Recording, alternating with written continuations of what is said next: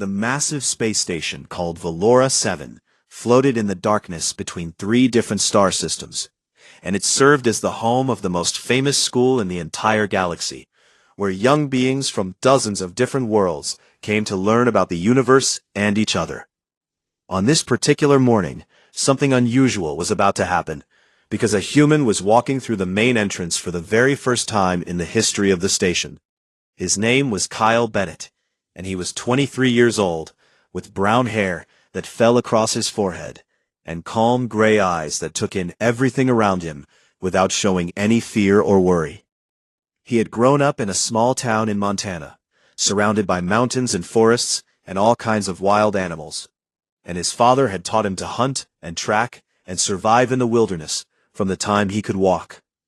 Now he was millions of miles from that quiet mountain home, standing in a hallway filled with aliens who looked at him like he was the strangest creature they had ever seen.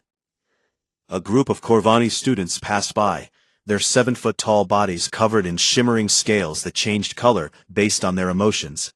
And right now, those scales were shifting to a nervous yellow as they stared at the small human. Kyle just nodded politely and kept walking toward his first class. The Falathi were easier to look at because they resembled large cats that walked on two legs, with silver or golden fur and big, expressive eyes, and they moved with a grace that reminded Kyle of the mountain lions back home. One young Falathi female stopped in the middle of the hallway when she saw him, her ears flattening against her skull and her tail puffing up to twice its normal size. Kyle smiled at her, trying to seem friendly, but the smile only made her back away faster, and he wondered what exactly the galactic community had been told about humans. The classroom for xenobiology, 401, was a large circular room with seats arranged in rising rows like a stadium, and when Kyle walked in, every conversation stopped immediately. Professor Thalvek stood at the center of the room, a Corvani with 4 arms and scales that were currently a calm blue, though they flickered to orange when he noticed the human student. "Ah, yes," the professor said through his translator device, which converted his clicking native language into words Kyle could understand. "Our exchange student from Earth has arrived, and I trust everyone will make him feel welcome." Nobody moved or spoke. Kyle found a seat near the back of the room and pulled out his tablet, trying to ignore the dozens of eyes and other sensory organs that were all focused on him.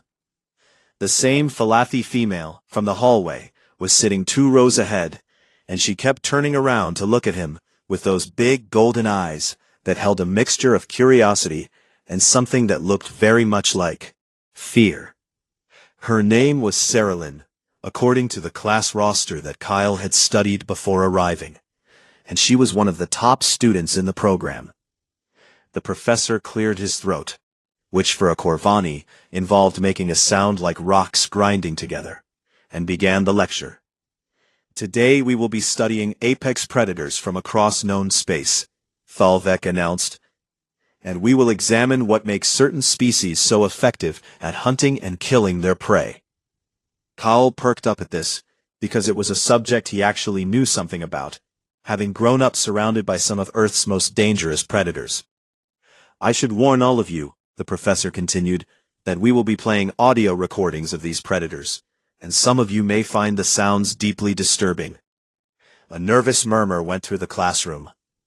"Your instincts may tell you to run or hide, and that is perfectly normal, as these are the responses that kept your ancestors alive on your home worlds."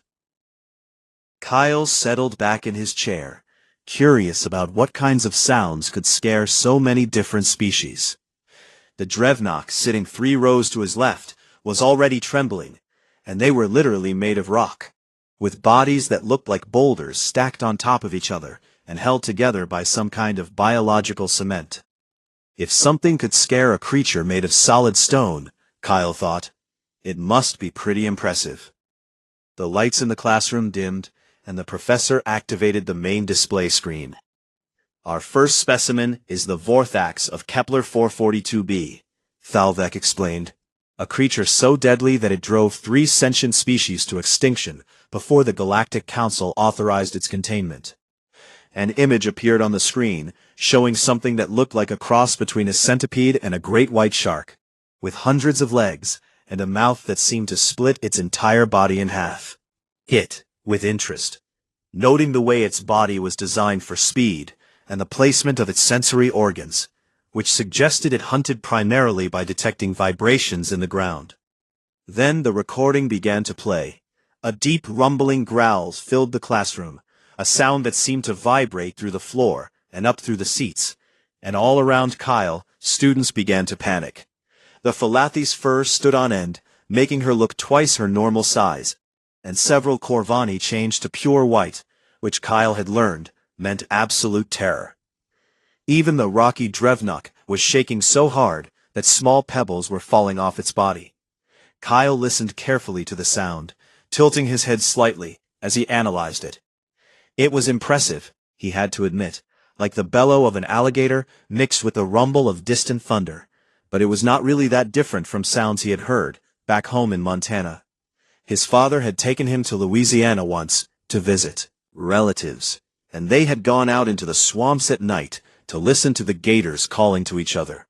And this Vorthax sounded a lot like those gators, just deeper and louder.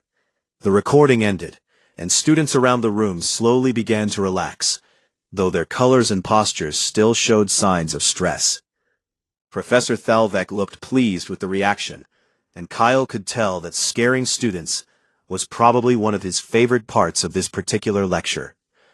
As you can see, the professor said, or rather, as you can hear, the Vorthax uses infrasound to paralyze its prey before striking, and the psychological effect of its call is nearly universal across all known species. Kyle raised his hand. The professor's scales flickered to a surprised purple, and he pointed one of his forearms at the human. "Yes, Mr. Bennett, do you have a question about the Vorthax?" "Not really a question," Kyle said, "but I was wondering if you have any recordings of predators from Earth, because I noticed the Vorthax sounds a lot like an alligator, and I thought it might be interesting to compare them." The entire classroom went silent. Saralyn turned around completely in her seat to stare at him, and Kyle could see that her pupils had dilated to full circles. "You have heard sounds like this before?" the professor asked, his scales shifting through several colors that Kyle did not recognize. "Sure," Kyle said with a shrug. "Gators make that kind of noise all the time, especially during mating season when the big males are trying to impress the females." Professor Thalvek was quiet for a long moment, and then his scales settled into a thoughtful gray. "I do have some recordings from Earth," he said slowly, "but I had planned to save them for the end of the lecture, as they are considered among the most disturbing in our entire collection." Kyle smiled, wondering what Earth's predator could possibly be scary enough to impress a classroom full of aliens who traveled between stars. He was about to find out.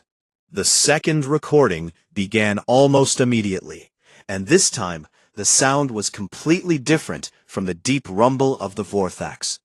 It started as a high-pitched whistle that climbed higher and higher, until it became a series of sharp, piercing shrieks that seemed to stab directly into the brain. Kyle watched as Saralyn covered her large ears with her paws and pressed herself down against her desk, trying to make herself as small as possible. The Corvani students were changing colors so fast that they looked like broken rainbow machines, and one of them actually fell out of his chair and curled up on the floor. "This is the Shriek Hunter of Gliese 667C," Professor Thalvek explained, his voice strained as he fought against his own instincts. "A creature that uses echolocation to hunt in complete darkness, and has been known to clear entire colonies within hours." Kyle nodded to himself, because the sound reminded him of something he had heard many times before. When he was 7 years old, he had been camping with his father in a barn on their property, waiting for a deer to come to the salt lick they had set up. And in the middle of the night, he had heard the most terrifying scream of his life. He had grabbed his father's arm, absolutely certain that a woman was being murdered somewhere nearby. but his father had just laughed quietly and explained that it was only a barn owl. Those birds could make sounds that seemed to come straight from a horror movie, and this shriek hunter sounded almost exactly the same, just louder and with more echoes. The recording ended, and Kyle could hear students around the room gasping and whimpering as they tried to recover. The shriek hunter's call operates on frequencies specifically designed to trigger panic responses in prey species, the professor continued. An exposure to the sound for more than a few minutes can cause permanent psychological damage. About all the nights he had spent camping in the woods, listening to owls and coyotes and foxes make sounds that most city people would never believe came from real animals. He wondered how his classmates would react to the sound of a fox screaming in the middle of the night, because that was a noise that could make even experienced outdoorsmen jump out of their sleeping bags. The third recording was different again, a series of clicking and chattering sounds that built up into a horrible buzzing roar, like a million insects all screaming at once. Several students actually ran for the door, and the professor had to pause the lecture to let them leave. The hive mind of Proxima Centauri b, Thalvek said, a collective organism that absorbs other life forms into itself and uses their voices to create this terrifying chorus. Kyle made a note on his tablet, comparing the sound to the noise that cicadas made during their emergence years, when billions of them died in lengthy numbers, like a million insects, all screaming, "Once you are present." Insects would all emerge from the ground at once and fill the air with their overwhelming drone.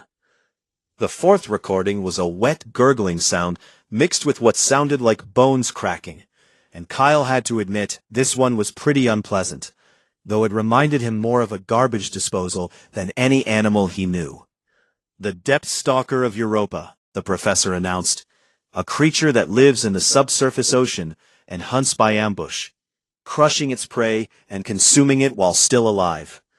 Saralyn looked like she was about to be sick, her silver fur now matted with nervous sweat, and her tail wrapped tightly around her body. Kyle felt a little sorry for his classmates, because they seemed genuinely traumatized by these recordings, while he was mostly just curious about the biology behind each creature. The fifth recording was perhaps the strangest, a low moaning sound that rose and fell in pitch, like some kind of alien whale song, but with an underlying tone that made Kyle's teeth itch. The void caller, Professor Thalvek said quietly. A creature that exists partially in normal space, and partially in dimensions we cannot perceive. And its call is said to drive beings mad if they listen for too long.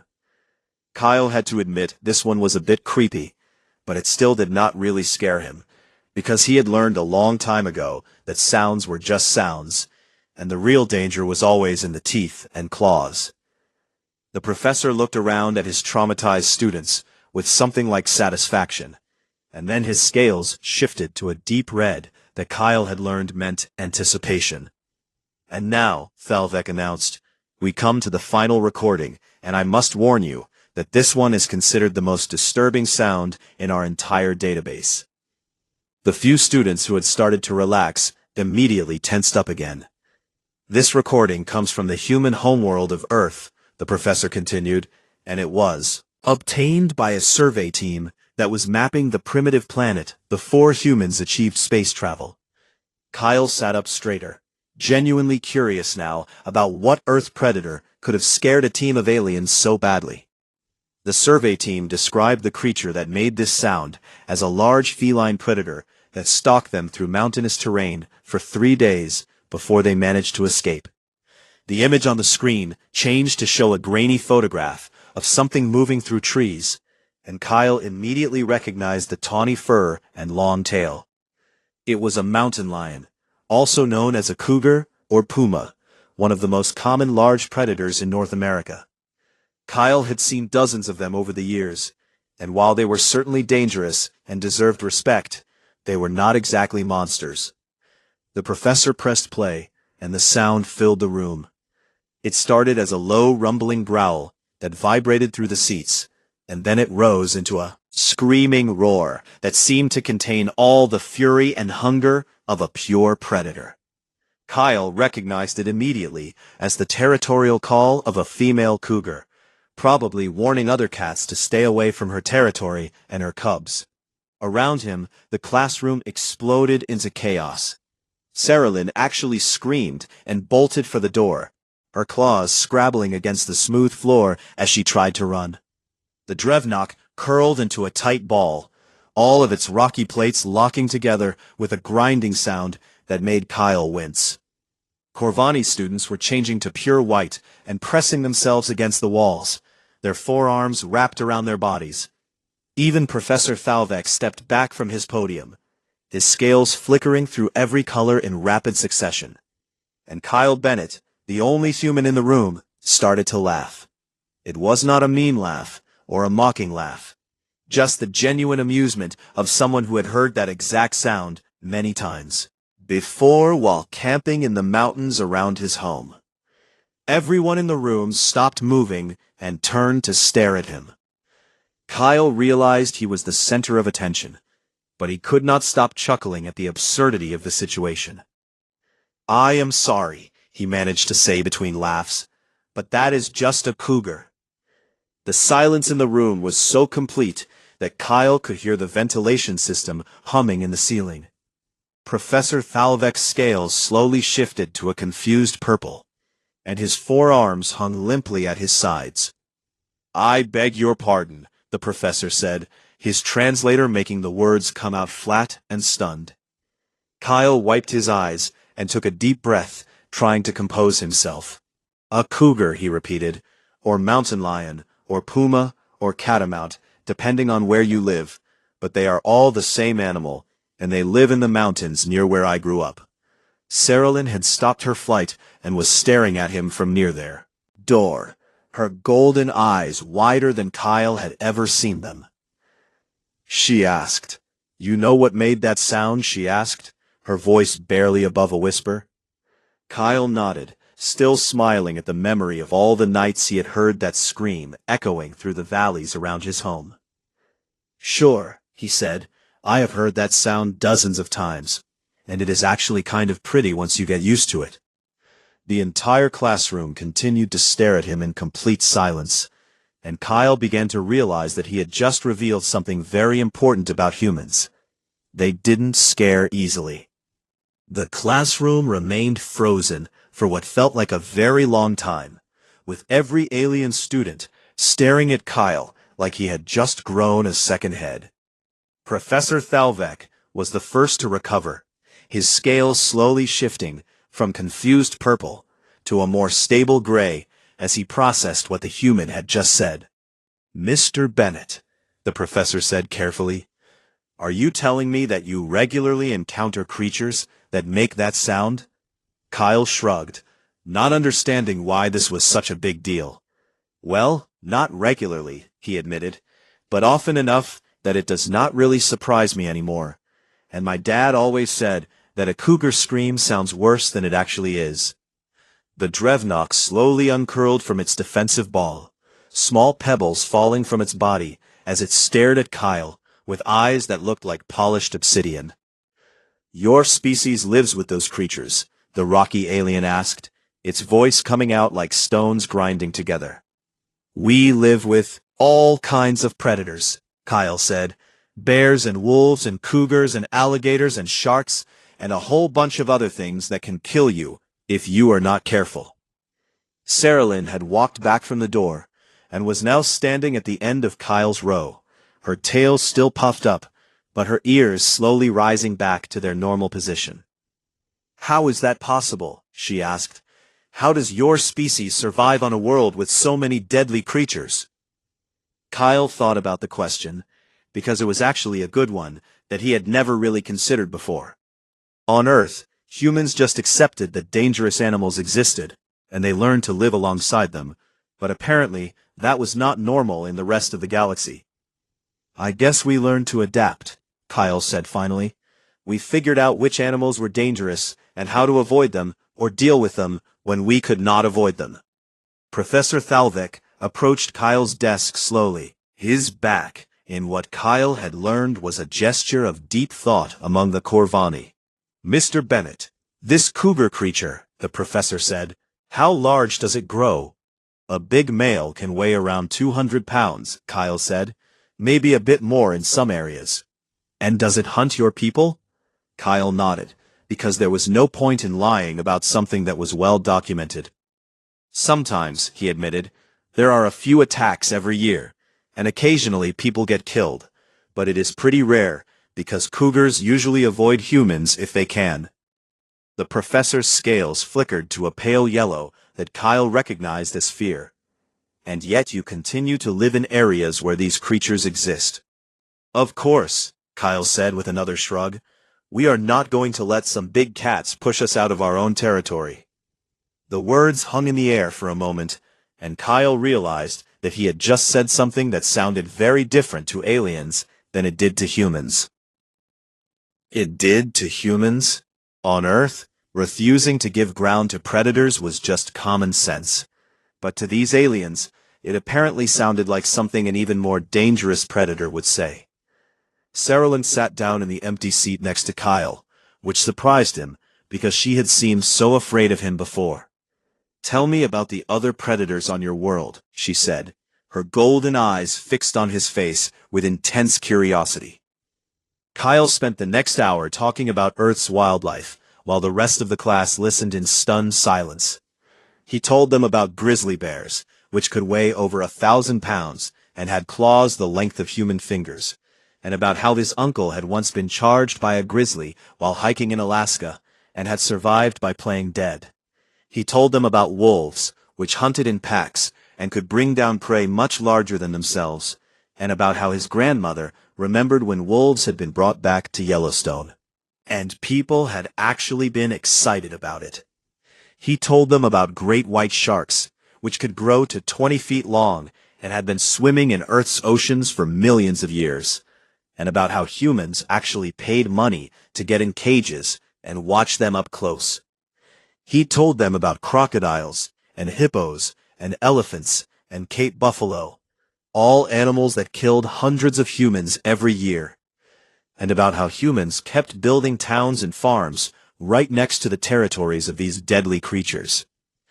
By the end of his explanation, the entire classroom was looking at him with expressions that ranged from terror to awe.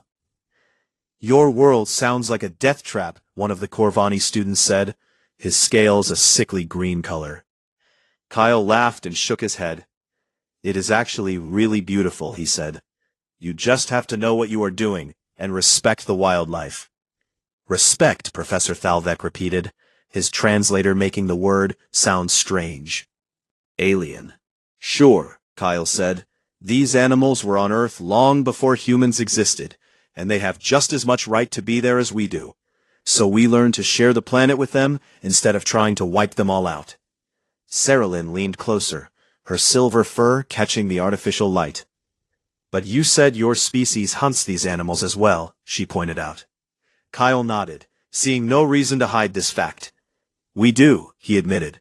We hunt them for food and sometimes for sport, and we use their fur and bones and other parts for all kinds of things.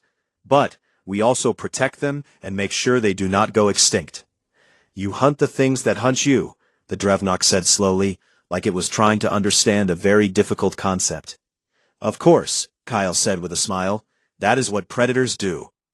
The room went silent again as every alien in the classroom processed the implications of what Kyle had just said. Had learned to survive alongside predators. Humans were predators themselves. Predators that had clawed their way to the top of one of the most dangerous ecosystems in the known galaxy. Professor Thalvek finally broke the silence, his scales shifting to the deep blue of respect that Kyle had rarely seen from the Corvani.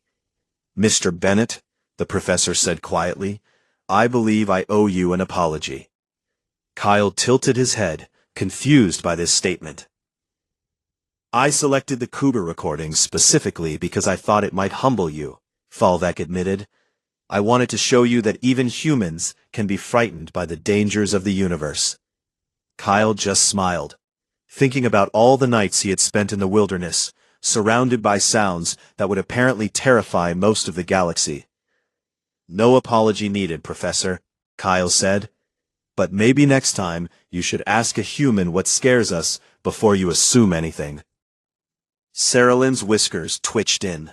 What Kyle was learning was the Falafi equivalent of a smile. And what does scare humans? She asked.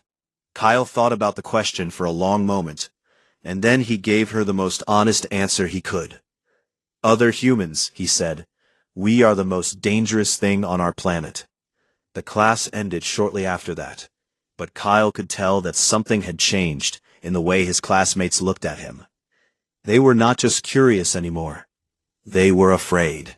The weeks that followed the incident in xenobiology class were strange for Kyle, because he went from being ignored to being the most talked about person on the entire station. Everywhere he went, aliens would stop and stare, whispering to each other in languages that his translator could barely keep up with. Some of them seemed afraid of him, stepping out of his way in the corridors, like he was a predator that might attack at any moment. Others seemed fascinated, following him at a distance and watching everything he did with intense curiosity. Kyle tried to ignore the attention and focus on his studies, but it was hard when his classmates kept asking him questions about Earth that made him realize just how different his homeworld was from the rest of the galaxy. Is it true that your planet has storms that can destroy entire cities? Asked Morvel, the young Corvani, who had become Kyle's lab partner after the Cougar incident. Kyle nodded, thinking about the hurricanes and tornadoes that regularly swept across parts of Earth. Yeah, we have hurricanes that can be hundreds of miles wide, and tornadoes that can level everything in their path, and earthquakes that can shake whole cities to rubble.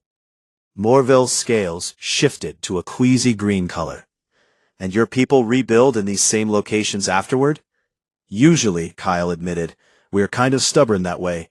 Sarah had become a constant presence in Kyle's life, always sitting next to him in class, and joining him for meals in the station's cafeteria.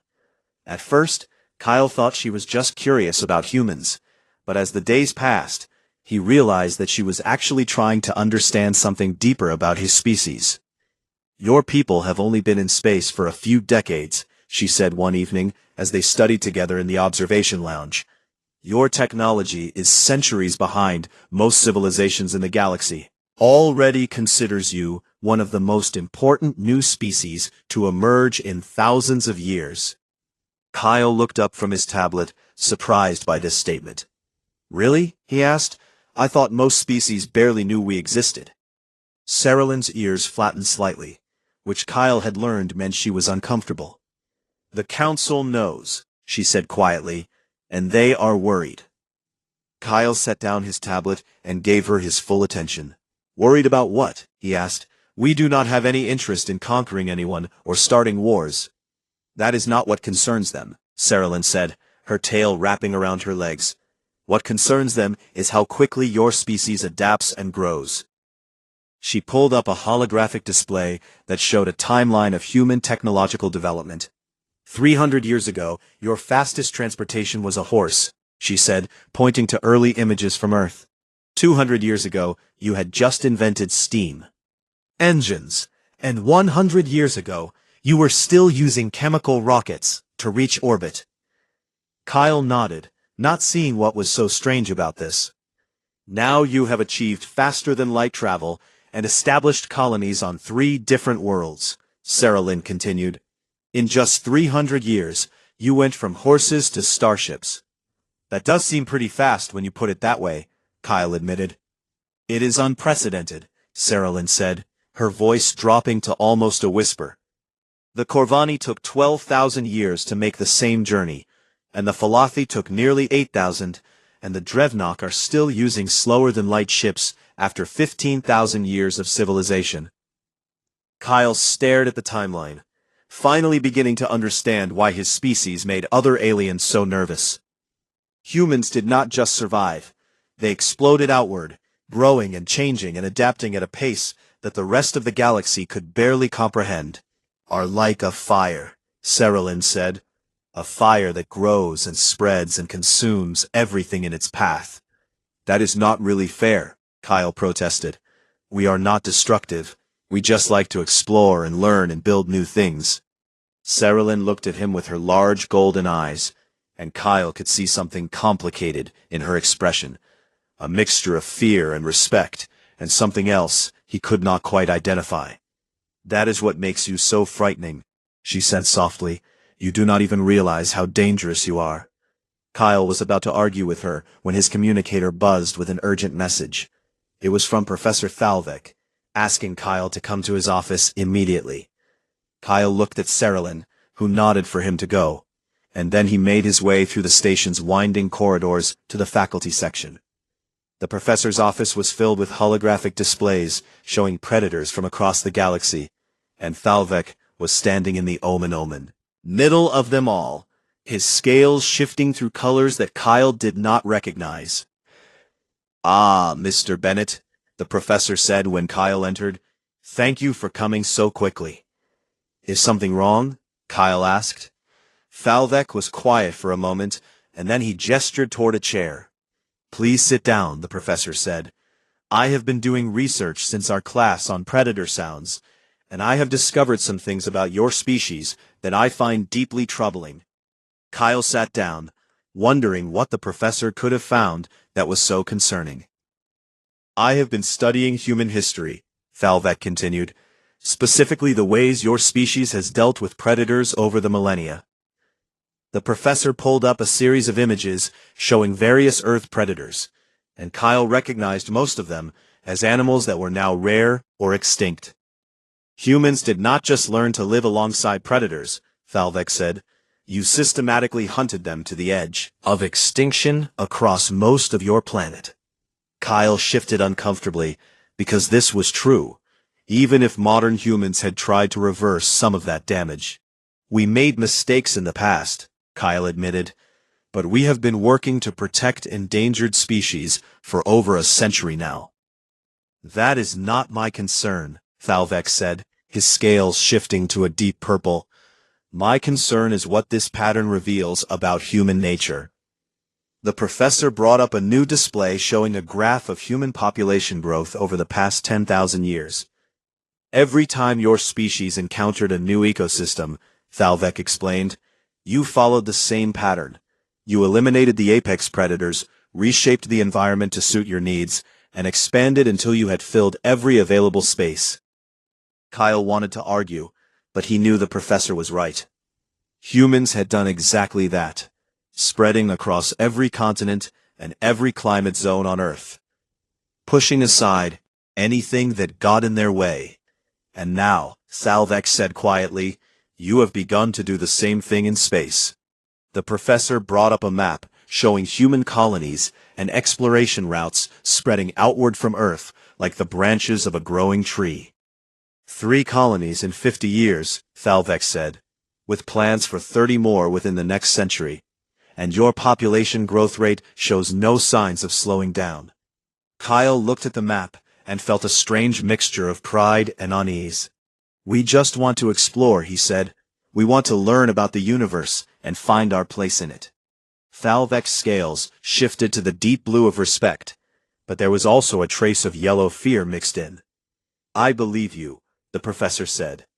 "I believe that humans genuinely do not see themselves as conquerors or invaders, but Mr. Bennett, neither did the Vorthax." Kyle felt a chill run down his spine at the comparison. "Creature," he said firmly. "No," Thalvik agreed. "You are something far more effective, because the Vorthax killed everything it encountered through violence and force. But humans transform everything you touch through adaptation and growth." The professor leaned closer, his forearms folded in front of him. "You do not need to conquer the galaxy, Mr. Bennett, because in 1,000 years you will simply be everywhere, and the rest of us will have no choice but to adapt to you." Kyle sat in silence for a long moment, thinking about everything the professor had said.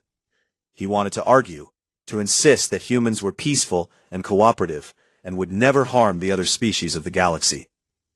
But deep down, he knew that the professor was right. Humans were not just survivors or predators. They were something else entirely. Something the galaxy had never seen before. and Kyle was beginning to understand why that made everyone so afraid. The semester was coming to an end, and the annual xenobiology exhibition was only 2 weeks away. Every student was required to present original research to faculty and visiting dignitaries from across the galaxy.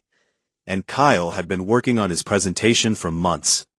He had chosen a topic that he knew would be controversial: a comparative analysis of predator-prey relationships on Earth versus other known worlds, with a focus on what made human evolution unique. Sarah Lynn helped him prepare, spending long nights in the library going over data and refining his arguments. "Are you sure you want to do this?" she asked one evening, her golden eyes filled with concern. "This presentation is going to make a lot of species very uncomfortable." Kyle nodded, because he had thought about this a lot since his conversation with Professor Thalvik. "They need to understand us," he said. "Not fear us, or worship us, or try to contain us, but actually understand what we are and where we came from." The day of the exhibition arrived, and the main hall was packed with beings from dozens of different species. Kyle had never seen so many aliens in one place before, and for a moment he felt a flutter of nervousness in his stomach. Then he remembered all the nights he had spent in the wilderness, alone with nothing but his wits and his training, and he felt the nervousness transform into something else: confidence. He walked to the center of the presentation area, and the crowd fell silent.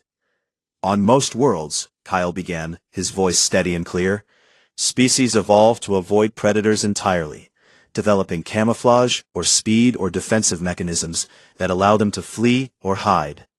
He brought up holographic displays showing various alien species and their evolutionary adaptations. "This is the universal pattern, the response that nearly every intelligent species in the galaxy has developed when faced with adversaries. Predatory threats." Kyle changed the display to show images of ancient humans, small and vulnerable looking, against the backdrop of prehistoric Earth. "Humans took a different path," he continued. "We were never the fastest, or the strongest, or the most naturally armored. And our ancestors were prey for millions of years before they became anything else." He showed images of early hominids being hunted by saber-toothed cats and giant hyenas and massive crocodiles. "But instead of running away from predators, we did something that no other species in the galaxy has ever done," Kyle said. "We studied them." The audience was completely silent, hanging on every word. "We watched how they hunted," Kyle explained. "We learned their techniques, and their weaknesses, and their patterns, and then we started using those same techniques against them." He showed images of early humans, working together to bring down a mammoth, their simple spears coordinated in a boxer way that no other Earth predator could match. "We invented tools to extend our reach," Kyle said.